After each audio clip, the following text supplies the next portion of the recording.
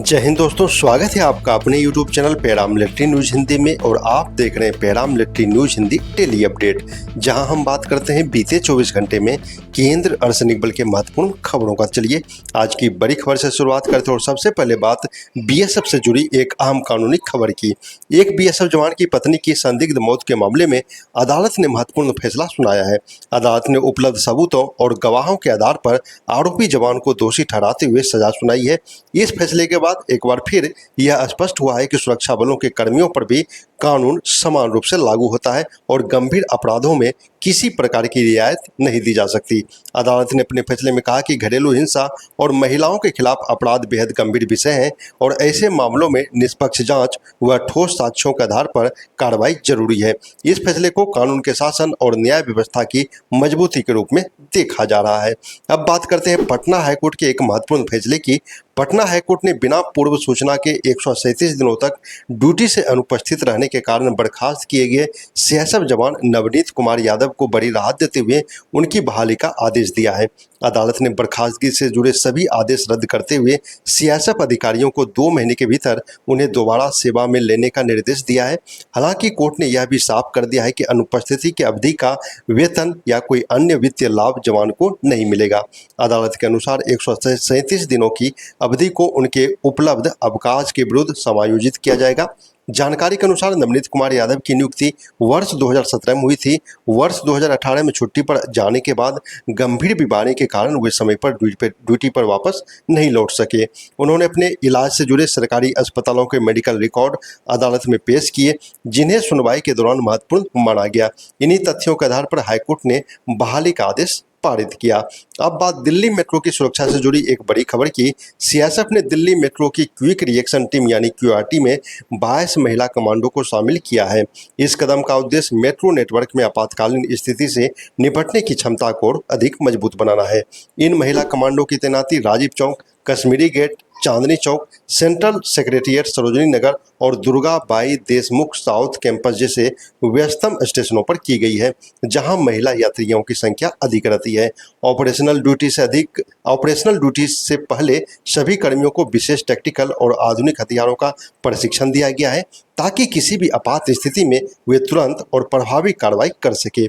यह पहल दिल्ली मेट्रो की सुरक्षा व्यवस्था को और अधिक मजबूत तथा जेंडर इंक्लूसिव बनाने की दिशा में एक महत्वपूर्ण कदम मानी जा रही है। अब बात दिल्ली हाईकोर्ट के एक और अहम फैसले की। दिल्ली हाईकोर्ट ने सार्वजनिक स्थान पर शराब पीने, हिंसक झगड़े में शामिल होने और फोर्स की छवि धूमिल करने के आरोप में बर्खास्त किए गए सीएसएफ कांस्टेबल की याचिका खारिज कर दी है। मामला वर्ष 2018 का है, जब छुट्टी के दौरान महाराष्ट्र में आरोपी जवान अपने साथियों के साथ शराब पी रहा था। इसी दौरान हुए विवाद में एक भारतीय सेना के जवान की मौत हो गई। इस घटना के बाद विभागीय जांच शुरू हुई और दोष सिद्ध होने पर जवान को सेवा से बर्खास्त कर दिया गया। बाद में आपराधिक मामले में अदालत से बरी होने के बावजूद हाईकोर्ट ने कहा कि विभागीय जांच और आपराधिक मुकदमे के मानक अलग अलग होते हैं। अदालत ने स्पष्ट किया कि अनुशासित बलों के कर्मियों से उच्च स्तर के आचरण और संयम की अपेक्षा की जाती है, इसलिए ऐसी परिस्थितियों में बर्खास्तगी का फैसला पूरी तरह उचित है।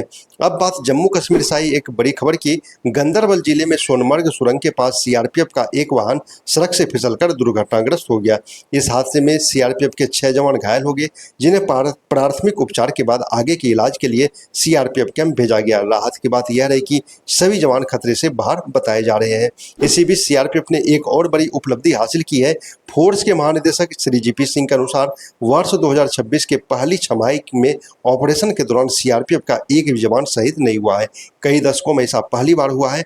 उन्होंने बताया कि नक्सल प्रभावित क्षेत्रों में लगातार सफलता और प्रभावी अभियानों के चलते पिछले 9 महीनों से ऑपरेशन के दौरान किसी प्रकार की हताहत की घटना सामने नहीं आई है।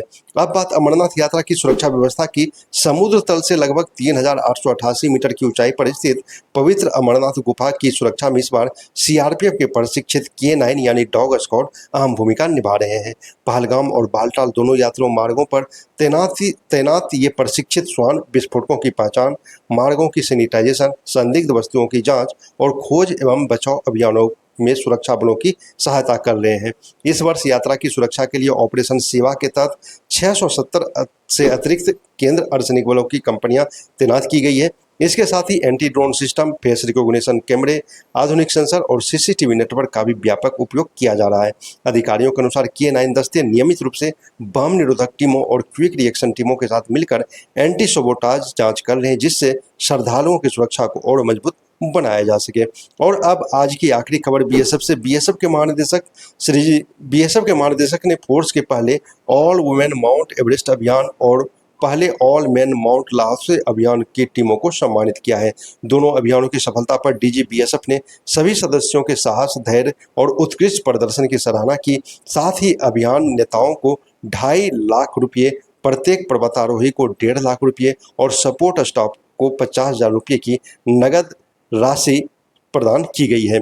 इसके अलावा सभी सदस्यों को 15 दिनों का reward leave, DG commendation roll तथा स्मृति चिन्ह भी प्रदान किया गया है। डीजी ने कहा कि इस उपलब्धि ने पूरे देश और बीएसएफ का गौरव बढ़ाया है तथा भविष्य में भी फोर्स ऐसे साहसिक अभियानों को लगातार प्रोत्साहित करती रहेगी। तो दोस्तों, ये थी केंद्र अर्धसैनिक बल से जुड़ी हुई महत्वपूर्ण खबरें। इसी तरह की खबरें तथा अन्य अपडेट के लिए आप हमारे चैनल को सब्सक्राइब जरूर करें और इस वीडियो को अपने सभी जवान, सभी दोस्तों के साथ शेयर करना ना भूलें। जय हिंद।